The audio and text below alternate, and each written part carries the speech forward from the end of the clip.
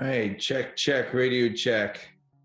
I want to thank you all for taking time out of your busy schedules to join us this week and each and every week. The first thing I just wanted to say is, as I was looking at attendees here yesterday, my father, it was his birthday. He's since passed. It's been almost, it's over 20 years now.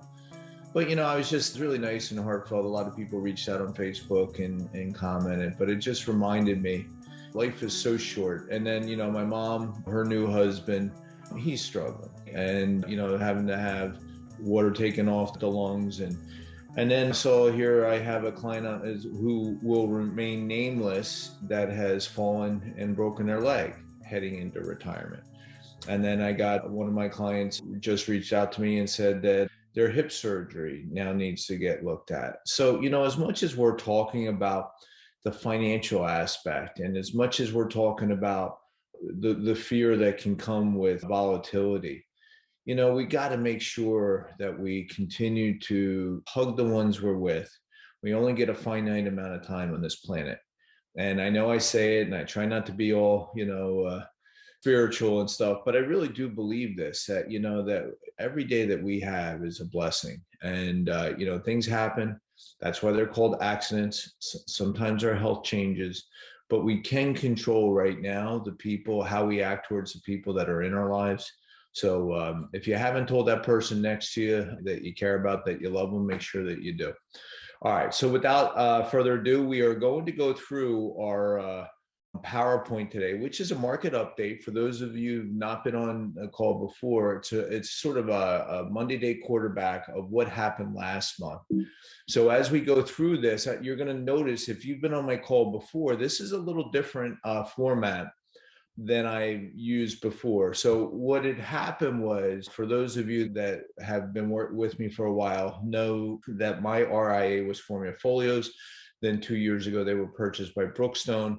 And the person, my contact at Brookstone, that would build these slides for me, basically he left. And so now I have a new internal. They've cleaned it up, they've changed it, but basically the concept is the same.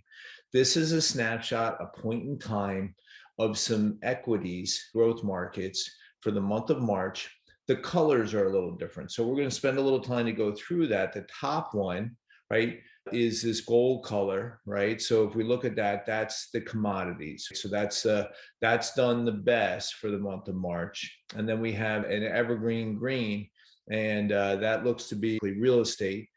And then we have bright purple, right? So that's the S&P. Then we have this orange, right? So we're looking here, and my eyes are bad. So that's the Dow. That's been added into our sort of just our list. And the Dow, for those of you that are not familiar, are 30 industrial stocks from different sectors, right? Not including transports and utilities. And then you have our blue here is a Russell, which is small caps.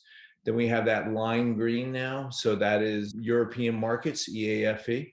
And then pink, right, is that's still the same as emerging markets. I like to call that China. So as we look at a snapshot, looks like for the most part, there was some upside potential for the month of March. So some recovery was starting to have. But if we look at a snapshot of the year, nothing really did well except for commodities, which is heavily laden in oils, right? So we know that oil is in excess of $100 a barrel. This indice has done well, whereas before, when COVID had hit, it was the dog of all of them. So, all things will typically have their day.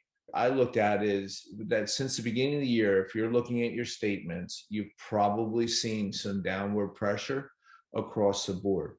The thing that I think a lot of us forget is that we're putting money away. If you're in a 401k or a TSP or something where you're contributing, on a consistent and methodical basis, it might not seem as apparent. And that's because we're putting money in, even though the account has gone down, which is really a great strategy because we want to buy on the lows and then sell on the highs.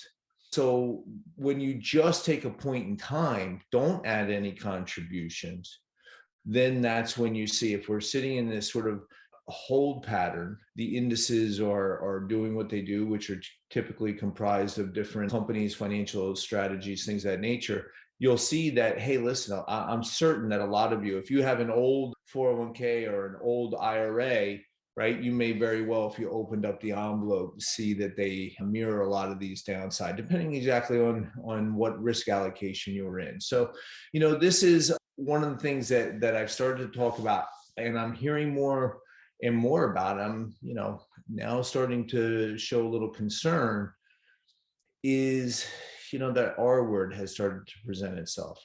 What is the Fed going to do to try and curb inflation? We talked about risk last week, and inflation, obviously, we're all seeing and feeling and hearing it, but I don't think anybody's really prepared. I was listening to one of the financial pundits was basically saying, listen, they need right now, the Fed, really to sort of stem this problem, raise interest rates half a basis points every month for the rest of the year. And they're not prepared to do that. They're going to, maybe by the end of the year, we'll see that we're up 2 points total. And if that happens, and inflation is at 10, we won't be out in front of it. So then that will continue to be an ongoing problem. Again, this is not to scare you. It's just, this is how I am interpreting the data. So there are strategies that we should and could be taking advantage of to help reduce some of this risk, both from the equity side, but I believe in the equities. But then what can we be doing to get a rate of return and maybe not necessarily be so heavily laden in the bond market? And we're going to talk about that next. So this is the three wise men, three indicator. You have RSI, relative strength index, is at the top here, right? And then you have the moving average crossover, 90-day moving average crossover. And then you have the MACD, right? Moving average convergence, divergence on the equities. And right now, nothing has signaled a reversal yet, although two of the trip levers are close, but the top one has not yet happened. But I am watching daily with the investment team at Brookstone. If I get an indication that things are, it's not panic, it's not the sky is falling, but we might want to start to reduce some of our risk tolerance, and maybe then it would be prudent to find some other options. Now I'm going to talk about the income portfolio. Now this is drastically different because I had more of the bonds offerings, but really it's just four now. You have your US aggregate bond, we have our high yield corporate bond, 7 to 10 year treasury, and then we have the total international. Now I will have them put back in there, the munis, but for now, let's just go with these four indexes. And for a month, they're all down. So when we look at for the year, they're all down. So this is just continuing to follow that theme, which is bonds don't like rising interest rates, which not only has happened, but will probably continue to happen. And this is why when you're following that traditional wisdom, 60-40 portfolio as you head into retirement, 50-50 portfolio, 50% equities, 50% bonds, that could be a recipe for disaster, because the bond portfolio can start to feel pressure along the way. And that's why we encourage you to find bond alternatives. I don't normally push products on these calls, but I just did a call with Allianz. We sent out an email blast to a lot of our database on Facebook, on LinkedIn, talking about Allianz has a 35% bonus.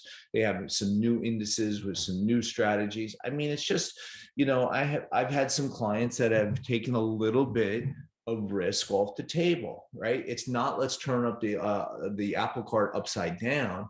But some of these products that are available, you can mitigate that risk to an insurance company and say, hey, this over here, we're going to let that have some reasonable growth, versus, if I just were to put some dollar amounts to, a 6% loss, right? If you're in the US aggregate bond market, a 6% loss, right? You on 100 grand. Right. So now you're somewhere in the neighborhood of what's that, 60 grand? I mean, on a $1 million portfolio, you've lost $60,000 of your holding if you had that much money in that kind of strategy.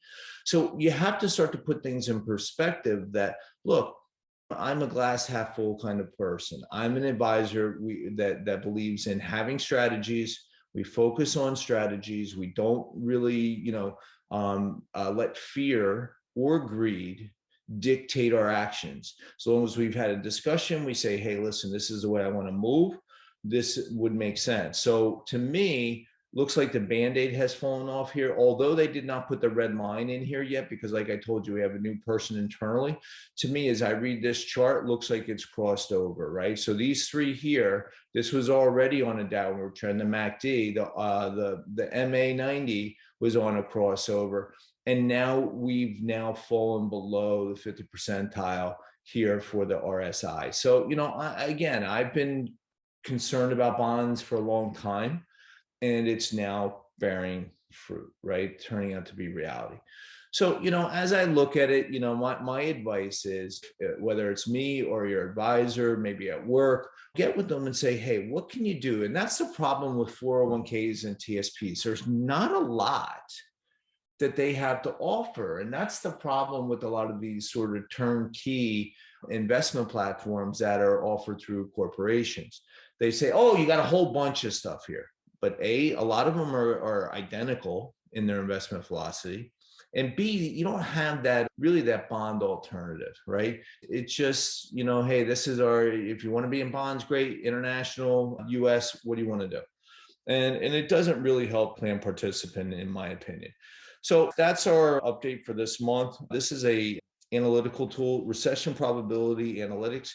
Has a current reading of 3105, up from 27.94. So the sky is not falling. We haven't crossed over the 50 percentile, but me personally, I see some storm clouds on the horizon. They might be 10 miles off, but me being an ex-sailor, ex-Navy, ex-captain, having my captain's license when I own my own boat, I see storm clouds, I see clouds, I take notice, right? And we can make corrective actions to avoid or to mitigate or reduce some of the thrashing that could be coming. So if you have questions, if I can help, please reach out. And make sure, the last thing I just want to leave you with, we just came off Easter. Make sure you hug the ones you're with, right? It's COVID has been way too long keeping us apart from our loved ones. So now that we have an opportunity to get back and spend some family time together, make sure that you do. So I want to thank each and every one of you for taking time out of your day to join me. And if you need anything, please reach out. Bye-bye.